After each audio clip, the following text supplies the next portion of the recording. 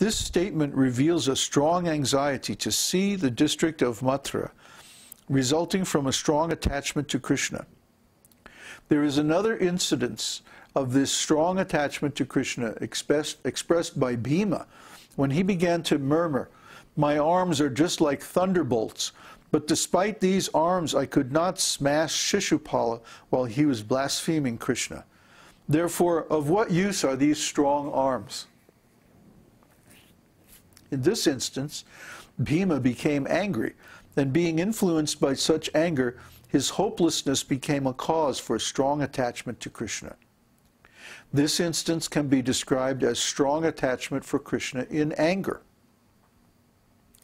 When Arjuna witnessed the universal form of Krishna, whose dazzling teeth were practically devouring the very existence of the universe, Arjuna's mouth became dried up. At that time, Arjuna forgot himself and could not understand that he was Arjuna,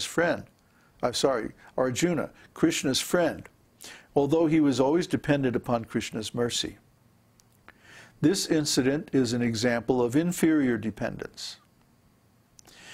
Sometimes ghastly activities also support strong ecstatic love for Krishna. This state of mind is called ecstatic fearfulness under illusion. In the 10th canto, 23rd chapter, verse 40 of Śrīmad-Bhāgavatam, there is the following statement by the Brahmanas who were performing sacrifices. "We have all been born into three advantageous conditions. We are in high Brahmana families, we have ceremoniously received the sacred thread, and we are also properly initiated by a spiritual master. But alas, in spite of all these advantages, we are condemned. Even our observance of brahmacharya is condemned." Because they couldn't recognize Krishna when Krishna came before them. The Brahmanas thus began to condemn their own activities. They realized that in spite of being so elevated by birth, education, and culture, they were still under the spell of the illusory energy. They also admitted that even great yogis who are not devotees of the Lord are covered by the influence of material energy. This kind of hopelessness felt by the Brahmanas who were performing ritualistic ceremonies shows practically no attachment for Krishna. There is another hopelessness, however, which shows attachment for Krishna. When the bull demon attacked the damsels of Vraja, they began to cry out, "Dear Krishna, please save us. We are now gone." This is hopelessness with attachment for Krishna. So you see, the Brahmanas, even though they had so many other qualifications, they didn't have the most important one, which is attachment for Krishna. Therefore, even though they realized their mistake, they couldn't rectify it. Even though Krishna was right just nearby. I mean, they could have actually gone in search of Krishna and probably found him. But no, they had to just sit there and lament. "Oh, all our Brahminical qualifications are useless." Bah humbug. Why didn't they go running after Krishna? See? They didn't have much attachment for Krishna. But the gopis, as soon as anything is a cause of fear, they immediately take shelter of Krishna. Even if Krishna isn't present, they'll embrace the tamal trees because they look like Krishna.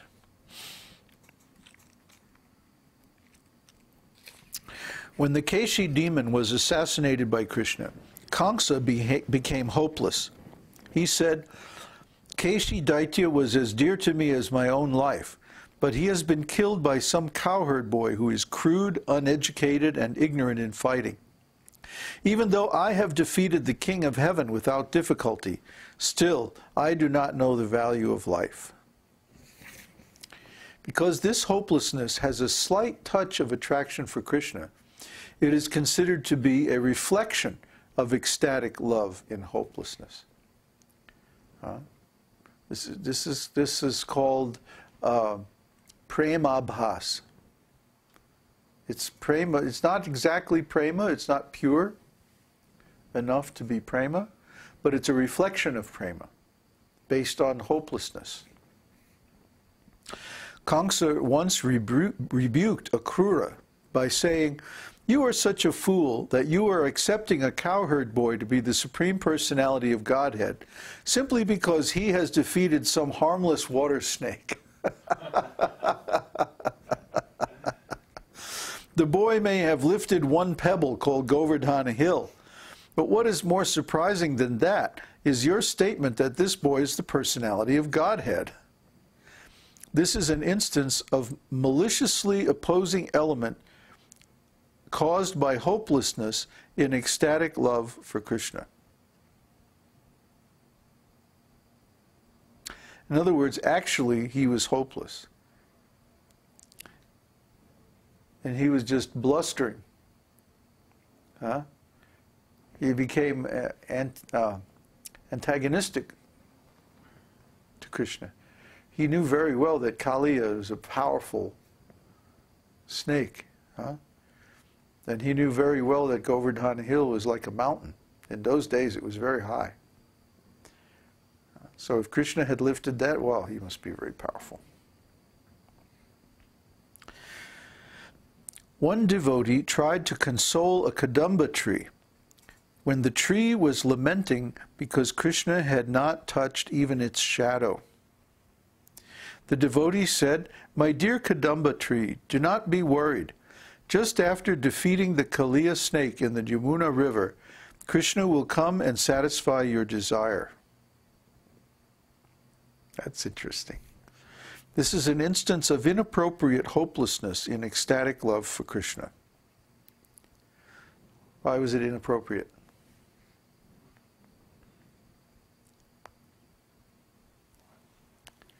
Because Krishna satisfies the desires of all his devotees. So if we have a certain desire to serve Krishna in a particular way, then definitely Krishna will satisfy that desire. It's just a question of time. And we have to be faithful enough that we trust Krishna, that he's going to make some arrangement. Because he says that I protect my devotees. That's what that means. That if the Krishna's devotee wants something in relation to Krishna for his service, that Krishna definitely gives it. He just may not give it right away, or exactly when we desire it. He may take his own time and do it in his own way, but that's all right. We have plenty of time. See? The thing is that people are insecure. They become anxious too easily.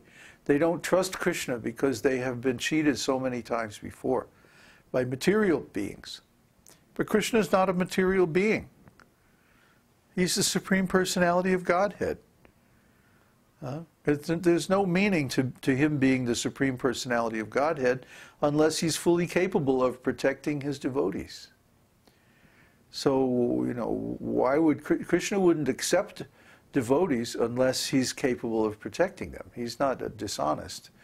He's not irresponsible. His character is so nice that he always provides shelter to anyone who surrenders to him. So, if we have a desire for devotional service, Krishna will certainly provide that service. We shouldn't lament.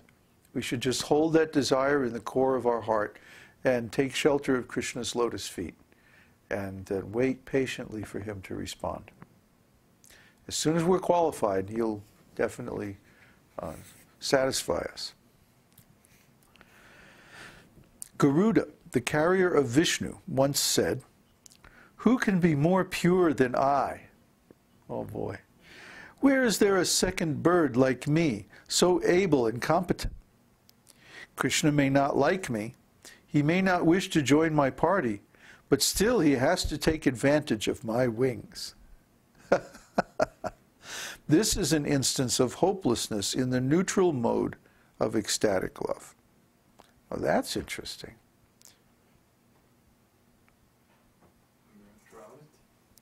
Hopelessness in neutrality.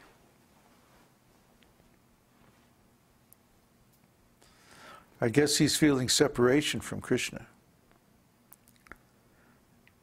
So he's boasting. But actually behind that is a feeling of hopelessness.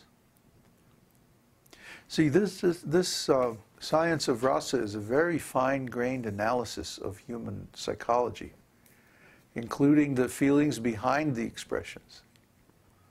It's very deep. Why is it neutrality? Well, because there's no service. He wants to serve. He wants to serve, but apparently Krishna is not coming.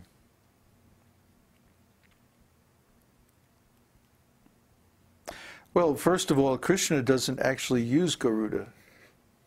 Oh, yes. See, Krishna always travels on the surface of the earth. It's Vishnu who uses